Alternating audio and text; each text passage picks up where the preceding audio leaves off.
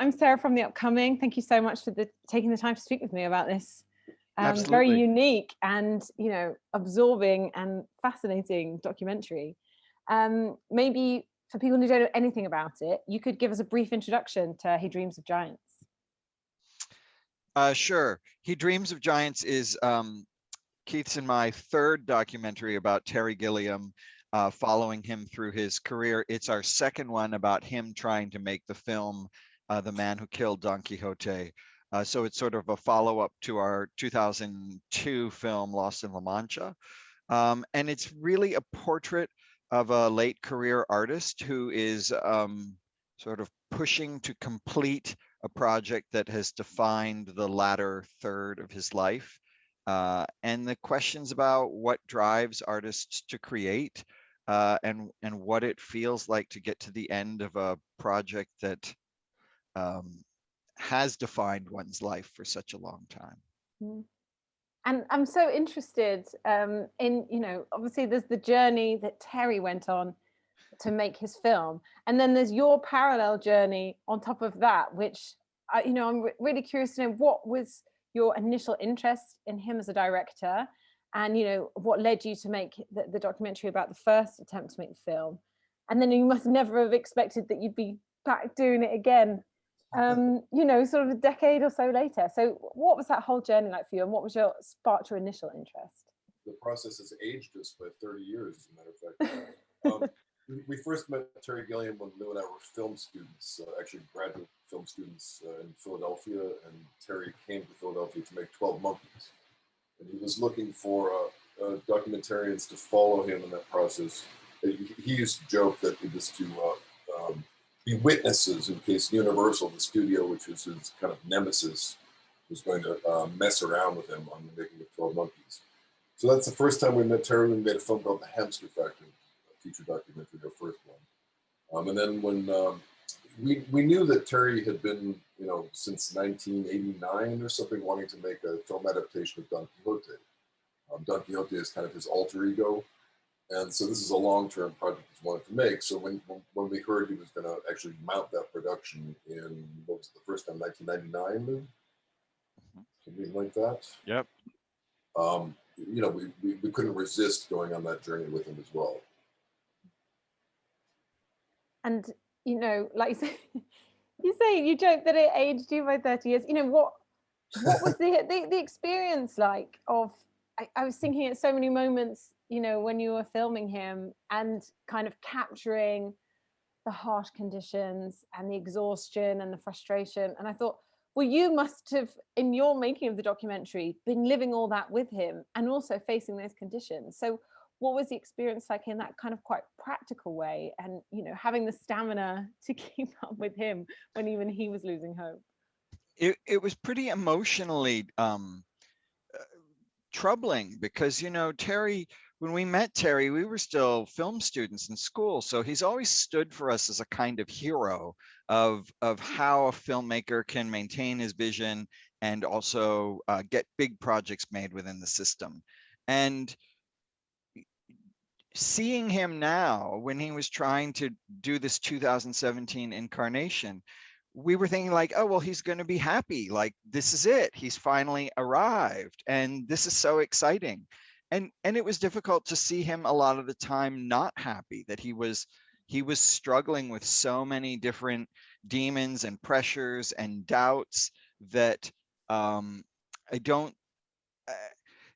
it was just hard to watch that. I think it was also difficult for a lot of the people who had been around since 2000 when he had tried to make it. And then, Terry always has a pretty strong sense of gallows humor. He's always making a joke out of everything that happens to him. And I remember on this film, he didn't make as many jokes. And part of that was because I think it was just all starting to feel like too much. By the time he ended up in the hospital, I mean, you have a kind of resigned sense of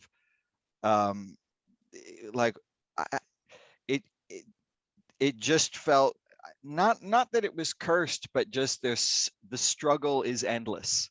And I know as an artist, that's kind of the point, but it also at a certain point is like, you understand why other filmmakers have said at a certain age, I'm done, I'm gonna start a vineyard and put my feet up for the rest of my career and drink wine. But Terry is not that kind of filmmaker, you know, he keeps at it. And I was going to ask actually what perhaps was the most challenging moment, and I assume it was that when you, there must have been in your minds thinking, well, he's not even going to make it to the end of, to see the end of this film being made. And you know, what must have been running through your minds, and then what would have happened to your documentary and your narrative if the film never got made and it never sort of came to an end point. Keith? I mean, we truly believed that it was not going to come to a satisfactory end. I mean, you know, in our film, you see us setting up for an interview with Terry in the very spot in Madrid where we had interviewed him 20 years before. And that's when we had learned that he was in the hospital. So, I mean, there was constantly this kind of dark cloud looming. And, you know, everyone talks about the Don Quixote curse. So on some level, we thought, okay, well, it's either coming for him or it's coming for us. It's coming for somebody. You know? You know, I think I at least believed throughout that he wasn't going to get through the process, and he wasn't going to finish the film. It didn't seem possible.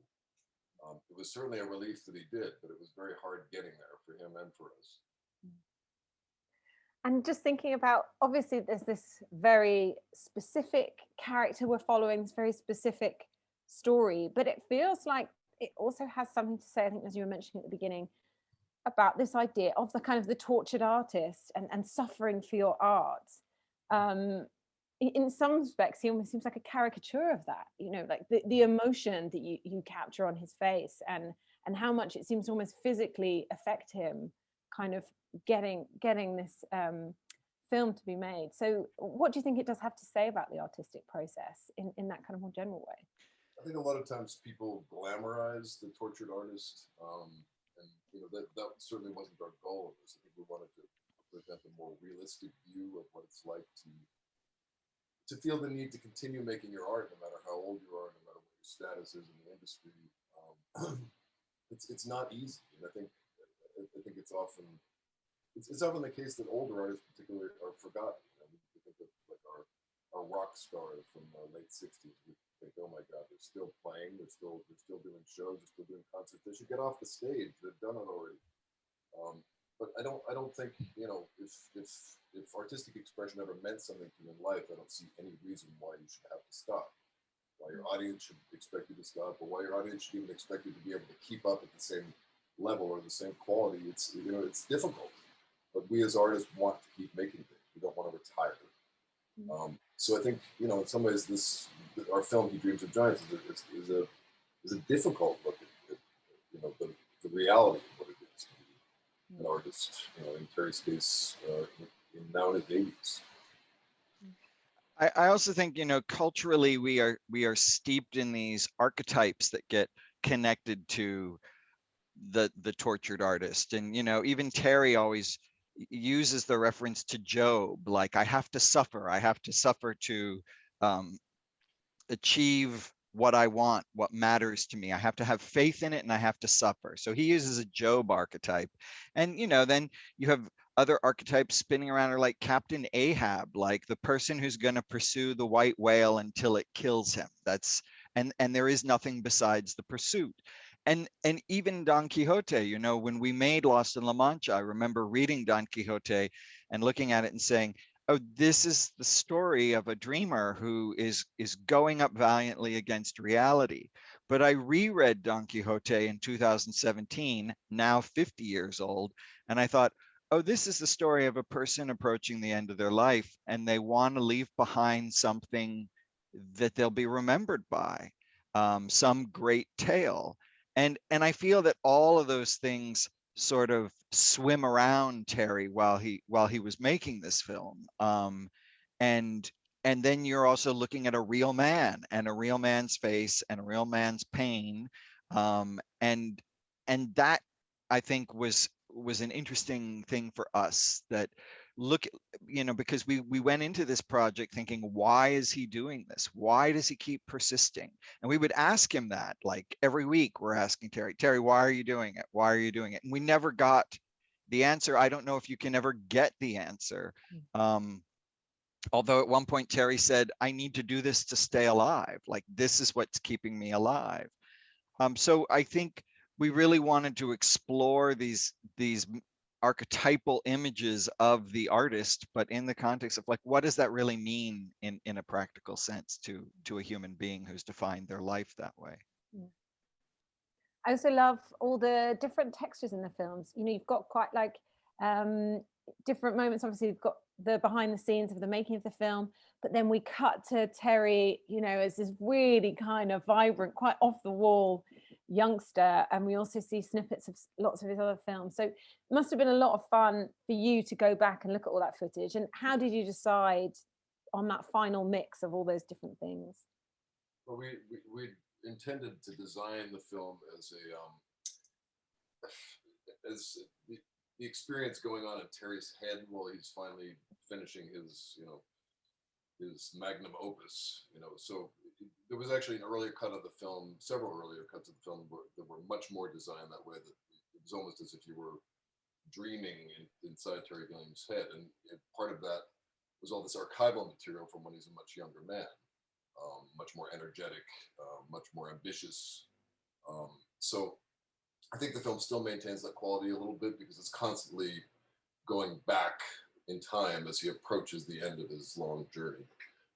That felt like a natural choice for us. Also, when Terry talks about it, he makes it clear, like when you're making something, all the versions of yourself are kind of alive in you.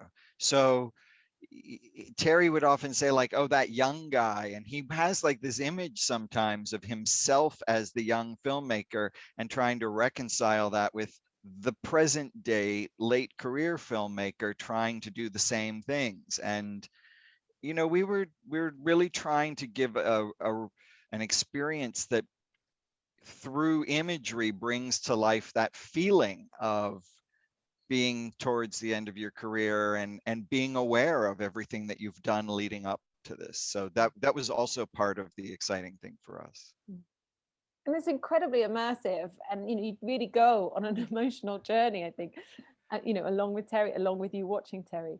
And so I was just wondering what you would hope people would take away from watching it, and also if you've obviously shown it to Terry and what his reaction was to seeing himself from your perspective. Well, Terry's obviously seen the film several times, and it's difficult for him to watch it. Just as it was difficult for him to watch Lost in La Mancha. I mean, we make films that are not easy for Terry Gilliam to watch. But it's for us. I think we want people to take away from the film that the creative process is critically important if that's what you want to do with your life, and it's not something that you can. For Terry, a big conflict of his in the film was his audience, he felt, was haunting him the whole time, expecting that this is going to be his masterpiece. And that was part of his stage fright. That was part of the terror. But you can't make things with those kinds of ideas circling in your head because you'll never get anything done. If you think everything you're going to do is supposed to be perfect or the masterpiece, that's not how we make art. So I think I hope that people get from the film that the artistic pursuit is valuable no matter what the result. To us, it wasn't that important what Terry's film ended up being. It was the 30-year pursuit, which is tremendously inspiring to people. And I was just wondering if you already know what you'll be tackling for your next documentary. Are you hoping that he'll be working on another film that you can follow, or what were you? Oh no.